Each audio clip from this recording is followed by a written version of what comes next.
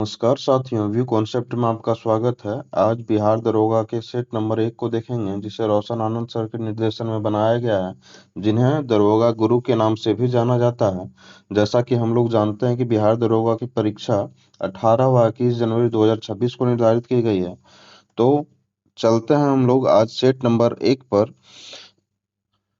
निम्न में से किसकी तुलना मैकियावेली के प्रिंट से की जाती है? तो कौटिल्य के अर्थशास्त्र की तुलना मैकियावेली के प्रिंट से की जाती है। कौटिल्य के अन्य नाम हैं चाणक्य व विष्णुगुप्त। अगला क्वेश्चन है, निम्न में से कौन सा अभिलेख विश्व के प्रथम विज्ञापन के तौर पर जाना जाने वाला अभिलेख है? तो दसपुर अभिलेख विश्व के प्रथम विज्ञापन के तौर पर जाना जाने वाला अभिलेख है। इसमें पहला विज्ञापन दिया गया था रेशमी साड़ियों का। अगला क्वेश्चन है, किसकी विद्वता से प्रभावित होकर ख्वारिज्म के मामूनी शासक ने उन्हें अपना मंत्री नियुक्त कर दिया? तो अलबरूनी से प्रभावित होकर उन्होंने उसे अपना मंत्री नियुक्त किया था। अलबरूनी के द्वारा रचित किताबुल हिंद व तहकीक हिंद उनकी रचना है। विजयनगर की किस शासक को दो समुद्रों का अधिपति कहा जाता है? तो हरिहर प्रथम को दो समुद्रों का अधिपति कहा जाता है। हरिहर प्रथम 1336 ईस्वी में विजयनगर साम्राज्य का सम्राट बना था। प्रछन्न बौद्ध किसे कहा जाता है? तो शंकर को प्रछन्न बौद्ध कहा जाता है। शंकर भक्ति आंदोलन से जुड़े हुए संत थे। रैयतवाड़ी बंदोबस्त के संदर्भ में निम्नलिखित कथनों पर विचार करें। तो रैयतवाड़ी बंदोबस्त के जन्मदाता रॉबर्ट मुनरो व अलेक्जेंडर रीड थे। और रैयतवाड़ी बंदोबस्त में था कि किसानों द्वारा लगान सीधे तौर पर सरकार को दिया जाता था और सरकार जमीन रैयत को पट्टे पर देती थी। कर लगाने के पूर्व भूमि का सर्वेक्षण व मूल्य निर्धारण किया जाता था। यतः हमारा तीनों क्वेश्चन सही है। तो हम लोग जैसा कि देखते हैं इसके ऑप्शन में, तो हमारा ये ऑप्शन नंबर सी हमारा सही होगा। अगले क्वेश्चन पे हम लोग चलेंगे। स्वतंत्रता संग्राम के दौरान भारतीय राज्य कश्मीर, हैदराबाद, त्रावणकोर आदि जैसे भारतीय शासकों द्वारा शासित राज्यों में एक समानांतर आंदोलन शुरू किया गया था। उसका नाम था प्रजामंडल आंदोलन। प्रजामंडल का अर्थ होता है प्रजा का संगठन। महात्मा गांधी एवं उनके विचारों से प्रभावित होकर प्रथम आदिवासी नेता थे जदोनांग। इनका पूरा नाम था हेप्पो जदोनांग। अगला क्वेश्चन है, लाहौर षड्यंत्र को की परिणति किसकी फांसी हुई थी? तो लाहौर षड्यंत्र के दौरान ही इसी में सैंडर्स की हत्या की गई थी, जिसमें 23 मार्च 1931 को भगत सिंह, राजगुरु और सुखदेव को फांसी दी गई थी। अतः हमारा ऑप्शन नंबर सी सही है। फ्रांस की क्रांति के समय वहां का शासक कौन था? तो फ्रांस की क्रांति के समय वहां का शासक लुई 16वां था। फ्रांस की क्रांति 1789 ईस्वी में हुई थी। अगला क्वेश्चन पे हम लोग चलेंगे। तो खूनी रविवार की घटना कब घटित हुई? तो इसका सही ऑप्शन है 22 जनवरी 1905 ईस्वी को खूनी रविवार की घटना घटित हुई थी। लघु अंडमान और निकोबार को विभाजित करता है 10 डिग्री चैनल। निम्नलिखित राज्यों में किसकी समुद्र तट सबसे लंबा है? तो ये तो सभी राज्य समुद्र के तट पर ही स्थित हैं, लेकिन सबसे लंबा समुद्र तट आंध्र प्रदेश का है। शिवालिक को भारत के उत्तरी मैदान से अलग करने वाली संरचना है हिमालय फ्रंटल फॉल्ट। जलोढ़ मिट्टी में किस तत्व की कमी पाई जाती है? तो नाइट्रोजन की कमी पाई जाती है जलोढ़ मिट्टी में। भारत में किस किस्म के कॉफी का उत्पादन अत्यधिक मात्रा में किया जाता है? तो रोबस्टा कॉफी का उत्पादन भारत में अत्यधिक मात्रा में किया जाता है। लोहरदगा किस खनिज के लिए प्रसिद्ध है? तो हम लोग जानते हैं बॉक्साइट का उत्पादन वहां सबसे अधिक होता है। कोचिन शिपयार्ड का निर्माण किस देश के सहयोग से हुआ था? तो जापान के सहयोग से हुआ था।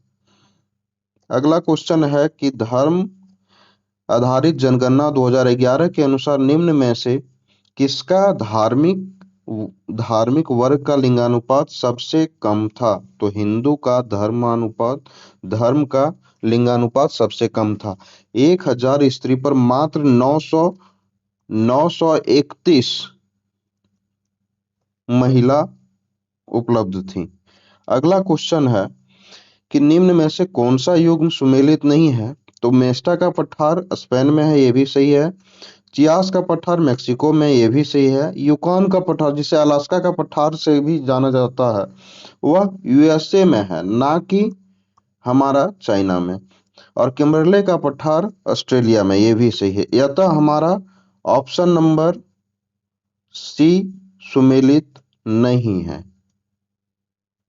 अगला क्वेश्चन है, निम्न में से कौन सा पवन द्वारा निर्मित स्थलाकृति नहीं है? तो जुगैन, यारडांग और गारा ये पवन द्वारा निर्मित स्थलाकृति हैं, जबकि मेहराब जो कि सब महासागरीय जल धाराओं के द्वारा निर्मित स्थलाकृति है। अगले क्वेश्चन पे चलते हैं, कुमारी नामक स्थानांतरित शील कृषि का संबंध किस क्षेत्र से है? तो पश्चिमी घाट से उसका संबंध है।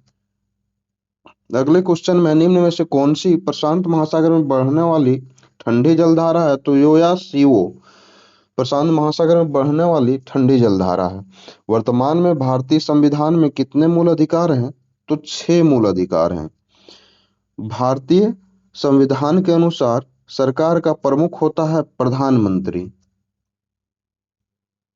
अगला क्वेश्चन है, राज्यसभा में प्रतिनिधित्व के लिए अमेरिका के समान प्रतिनिधित्व प्रणाली का प्रयोग तब होगा जब अत्यधिक जनसंख्या वाले तथा कम जनसंख्या वाले राज्यों में राज्यसभा के प्रतिनिधित्व बराबर होंगे। या तो हमारा ऑप्शन नंबर बी हमारा सही होगा। अगला क्वेश्चन है, स्वतंत्रता के पश्चात सर्वप्रथम किसकी सिफारिश पर प्राक्कलन समिति का गठन किया गया था? तो जॉन मैथाई के सिफारिश पर प्राक्कलन समिति का गठन किया गया था। अगला क्वेश्चन है, राष्ट्रीय पिछड़ा वर्ग आयोग की स्थापना 1993 ईस्वी में की गई थी। स्वतंत्र भारत के प्रथम कृषि मंत्री कौन थे? तो हम लोग जानते हैं राजेंद्र प्रसाद स्वतंत्र भारत के प्रथम कृषि मंत्री थे। अतः ऑप्शन नंबर सी सही है हमारा। निम्नलिखित में से कौन सा प्रारूप समिति के सदस्य नहीं थे? तो सभी लोग तो सदस्य थे, पीवी नरसिम्हा राव उसके सदस्य नहीं थे। इसमें सुमेलित करना अनुच्छेद और उसके विवरण, तो हम लोग जानते हैं कि अनुच्छेद 40 ग्राम पंचायतों के संगठन से संबंधित है। अनुच्छेद 41 काम करने के अधिकार से संबंधित है। अनुच्छेद 44 समान नागरिक संहिता से संबंधित है। अनुच्छेद 48 कृषि व पशुपालन संगठन से संबंधित है। यतः हमारा ऑप्शन नंबर ए सही है। तो यतः हम ऑप्शन नंबर ए को सही टिक करेंगे। अगले क्वेश्चन पे बढ़ते हैं कि प्रथम लोकसभा के उपाध्यक्ष कौन थे? तो प्रथम लोकसभा के उपाध्यक्ष थे अनंत संयनम यंकर। ये तो उपाध्यक्ष थे, लेकिन जब पूछा जाए कि प्रथम लोकसभा के अध्यक्ष कौन थे, तो हम लोग जेवी मालवंकर को टिक करेंगे। फिर हम लोग अगले क्वेश्चन पे बढ़ते हैं, मुद्रास्फीति के सर्वाधिक लाभ निम्न में से कौन पाता है? तो ऋणी जो है उसमें अधिक लाभ पाता है जब मुद्रास्फीति होती है, इन्फ्लेशन होता है। किस पंचवर्षीय योजना में कृषि ने ऋणात्मक विकास किया था? तो तीसरी पंचवर्षीय योजना में कृषि ने ऋणात्मक विकास किया था। राजा चलैया समिति का संबंध कर सुधार से है।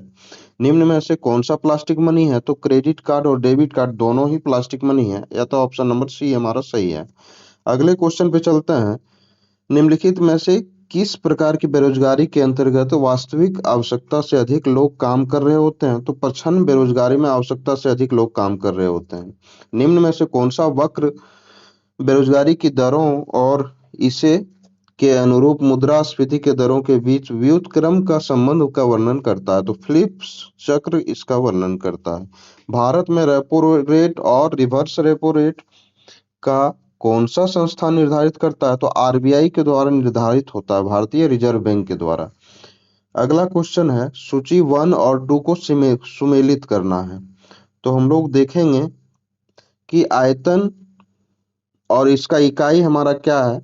घन मीटर। कोणीय संवेग का हमारा इकाई है किलोग्राम वर्ग प्रति मीटर प्रति सेकंड।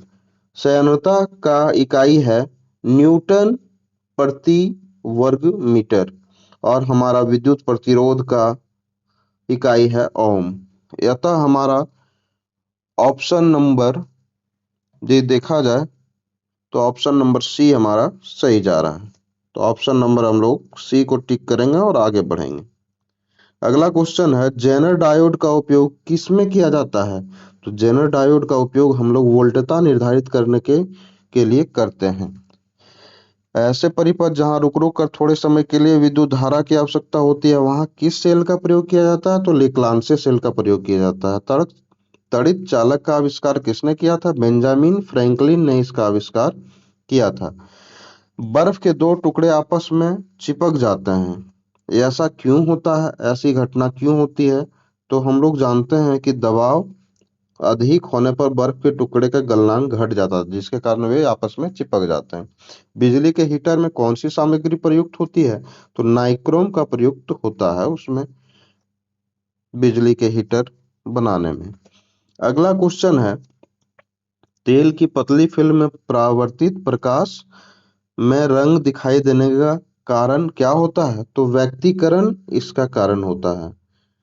अगला क्वेश्चन है इसमें अभिकथन और कारण दिया हुआ है, तो कौन सा सही है कौन सा गलत है? तो अभिकथन 1 में है वाष्पीकरण की प्रक्रिया केवल क्वथनांक पर ही होती है, तो यह बात गलत है। और कारण 2 में है वाष्पीकरण द्रव की सतह से क्वथनांक से कम तापमान पर वाष्प में परिवर्तित होने की धीमी प्रक्रिया है। यह तो कारण 2 हमारा सही है। यह तो जब हम ऑप्शन पे जाएंगे तो हमारा ऑप्शन नंबर बी सही दिख रहा है। या तो हम ऑप्शन नंबर बी को सही टिक करेंगे और आगे बढ़ेंगे। अगला क्वेश्चन है अभिक्रिया में कौन सा वियोजन और निस्तापन अभिक्रिया को प्रदर्शित करता है? तो हमारा ऑप्शन नंबर सी ZnCO3, जिसे कि हम वियोजन या निस्तापन अभिक्रिया को प्रदर्शित करने वाला समीकरण है। अगले क्वेश्चन पे हम लोग चलते हैं, तो हमारा है कि हेमेटाइट हेमेटाइट का संबंध किससे है? तो हेमेटाइट का सूत्र रासायनिक सूत्र क्या होता है? तो हेमेटाइट का रासायनिक सूत्र Fe2O3 होता है। मैग्नेटाइट का क्या होता है रासायनिक सूत्र? तो मैग्नेटाइट का रासायनिक सूत्र Fe3O4 होता है। कैल्साइट का रासायनिक सूत्र CaCO3 होता है और सीडेराइट का रासायनिक सूत्र FeCO3 होता है। यह हमारा ऑप्शन नंबर बी सही है। अतः हमारा ऑप्शन नंबर बी सही है। अगला क्वेश्चन पे हम लोग चलते हैं। निम्नलिखित में से कौन सा अम्ल पौधों व जंतुओं से प्राप्त किया जाता है जो पर्यावरण में मौजूद होते हैं? तो हम लोग जानते हैं कि लैक्टिक अम्ल जो है पर्यावरण में मौजूद होते हैं, जिससे हम लोग पौधों और जंतुओं दोनों से प्राप्त करते हैं। दूध में भी लैक्टिक अम्ल पाया जाता है, दही में भी पाया जाता है। अगला क्वेश्चन है विलयन के कणों को अलग करने के लिए निम्न में से कौन सा विधि का उपयोग नहीं किया जा सकता है? तो छान करके हम लोग विलयन को अलग नहीं कर सकते हैं। बाकी वाष्पीकरण से कर सकते हैं, क्रिस्टलीकरण से कर सकते हैं, आसवन से कर सकते हैं, लेकिन हम लोग छान करके विलयन को अलग नहीं कर सकते हैं। अगला क्वेश्चन है डीकन प्रक्रम द्वारा क्लोरीन गैस के उत्पादन में निम्नलिखित में से कौन सा उत्प्रेरक का उपयोग किया जाता है? तो क्यूपरिक क्लोराइड का उपयोग किया जाता है उसमें। अगला क्वेश्चन है वे पदार्थ जो द्रवित अवस्था में एक जलीय विलयन में विद्युत का संचालन करते हैं क्या कहलाते हैं? तो विद्युत अपघट्य कहलाते हैं, जिसको इंग्लिश में इलेक्ट्रोलाइट बोलते हैं। अगला क्वेश्चन है पुष्पीय पौधों का अध्ययन फेनेरोगैम्स में करते हैं हम लोग, किस ब्रांच में करते हैं? तो फेनरोगैम्स में करते हैं। पादप कोशिकाएं जंतु कोशिकाओं से किसकी अनुपस्थिति के कारण भिन्न होती हैं? तो सेंट्रियोल तारक केंद्र के कारण भिन्न होती हैं। अगला क्वेश्चन है निम्न में से कौन सा जोड़ा गलत है? तो सूरजमुखी जो कि संपुट है, संपुट में भिंडी आता है, सूरजमुखी नहीं आता है। अतः यह ऑप्शन हमारा गलत है। अधिकांश कीट श्वसन किससे करते हैं? तो वातक तंत्र से करते हैं। विटामिन होते हैं आवश्यक कार्बनिक पदार्थ जिसका संश्लेषण शरीर में नहीं होता है। अगले क्वेश्चन पे हम लोग चलेंगे। अगला क्वेश्चन है सुमेलित करना पदार्थ और उसका उपयोग। तो सिलिकॉन कार्बाइड जो कि हमारा है कृत्रिम सिलिकॉन कार्बाइड कृत्रिम हीरा बनाने में उपयोग किया जाता है। तो इसका संबंध कृत्रिम हीरा से है। अगले क्वेश्चन पे हम लोग चलेंगे, सॉरी, अगले ऑप्शन पे चलेंगे हम लोग। कार्बन तंतु का उपयोग हम लोग करते हैं वायुयान बनाने में। कार्बन डाइऑक्साइड का उपयोग होता है प्रकाश संश्लेषण में। डाइक्लोरो डाइफ्लोरो मेथेन का प्रयोग प्रशीतक के रूप में हम लोग करते हैं। यतः हमारा ऑप्शन नंबर सी सही जा रहा है। अतः हम ऑप्शन नंबर सी को टिक करेंगे और आगे बढ़ेंगे। अगला क्वेश्चन है, निम्न में से कौन सा पदार्थ प्रोटीन नहीं है? तो कपास हमारा प्रोटीन नहीं है, बाकी सब प्रोटीन के अंतर्गत आते हैं। अगले क्वेश्चन पे चलेंगे। Translate the sentence into English. तुमने मेरा दिल जीत लिया। तो इसका सही ऑप्शन है यू ऑन माई हार्ट। इसमें हमको एक्टिव वॉइस को पैसिव वॉइस में बदलना है। तो somebody has stolen his purse, तो his purse has been stolen। तो ऑप्शन नंबर डी हमारा सही जा रहा है। अगला क्वेश्चन है, change the sentence from direct speech to indirect speech. Ramesh said I like this film. तो इसका इनडायरेक्ट इनडायरेक्ट स्पीच होगा, Ramesh said that he liked that film. अगला क्वेश्चन है, छ संयोगी छ इसे कहते हैं, वर्ण के किस के योग से बना है? तो ऑप्शन नंबर क और मूर्धन्य स के योग से बना है। जगदीश में से कौन सी संधि है? तो व्यंजन संधि इसमें है। अगला क्वेश्चन है, ओलंपिक खेल में भाग लेने वाली प्रथम भारतीय महिला खिलाड़ी कौन है? तो मैरी लीला राव है। एरोफ्लॉट एयरलाइंस विमान सेवा किस देश का है? तो यह रूस का है। यह रूस का है, सॉरी, रूस का है। द हिंदू समाचार का प्रकाशन स्थल कहाँ है? तो इसका प्रकाशन स्थल चेन्नई, जो कि तमिलनाडु में स्थित है, वहां है। दरभंगा किस नदी के किनारे स्थित है? तो दरभंगा कमला नदी के किनारे स्थित है। अगला क्वेश्चन है कि बिहार के अक्षांशीय विस्तार के बारे में बताना है। तो बिहार का अक्षांशीय विस्तार है कि 24 डिग्री 20 मिनट 10 सेकंड से लेकर के 27 31 15 उत्तरी अक्षांश। अतः हमारा ऑप्शन नंबर सी सही जा रहा है। बिहार में अंग्रेजों को व्यापारिक केंद्र स्थापित करने में वास्तविक सफलता कब मिली? तो 1651 में जो इसको सफलता मिली। यह ये इन्होंने सबसे पहले गुलजार बाग में स्थित गवर्नमेंट प्रिंटिंग प्रेस की स्थापना की थी। अगला क्वेश्चन है, अगले क्वेश्चन पे हम लोग चलेंगे। पटना विश्वविद्यालय की स्थापना कब की गई? तो पटना विश्वविद्यालय की स्थापना 1917 में की गई थी। भारत के पहले गरुड़ एरोस्पेस की कृषि ड्रोन स्वदेशीकरण केंद्र की स्थापना कहाँ किया गया है? तो चेन्नई, तमिलनाडु में किया गया है। निम्नलिखित में से कौन सी पहली भारतीय ई कॉमर्स कंपनी जो आरबीआई के एनबीएफसी लाइसेंस प्राप्त किया है? तो वह फ्लिपकार्ट है। ऑप्शन नंबर सी सही है। हाल ही में चर्चा में रही एबी लिस्ट की गणना से संबंधित है, पक्षियों की गणना से संबंधित है एबी लिस्ट। अगला क्वेश्चन है, भारत के गिफ्ट सिटी में अपनी शाखा खोलने वाला पहला मिडिल ईस्ट बैंक क्यूएनबी किस देश की है? तो वह कतर देश की है क्यूएनबी बैंक। हाल ही में भारत सरकार ने company India rare earth limited IREL को किस देश के साथ दुर्लभ पृथ्वी तत्वों के निर्यात समझौतों को निलंबित करने का निर्देश दिया है? तो वह किस देश का है? तो वह हम लोगों का जापान का है। प्रधानमंत्री नरेंद्र मोदी साइप्रस के आधिकारिक यात्रा के दौरान साइप्रस की प्रथम महिला फिलिपा क्रोसेरा को किस राज्य में निर्मित चांदी का कलश पर्स उपहार में दिए हैं? तो यह कलश पर्स जो चांदी से निर्मित है, आंध्र प्रदेश राज्य में बना है। मुख्यमंत्री गुरु शिष्य परंपरा योजना हाल ही में किस राज्य द्वारा प्रारंभ किया गया है? तो हमारा प्यारा राज्य बिहार द्वारा इसे प्रारंभ किया गया है।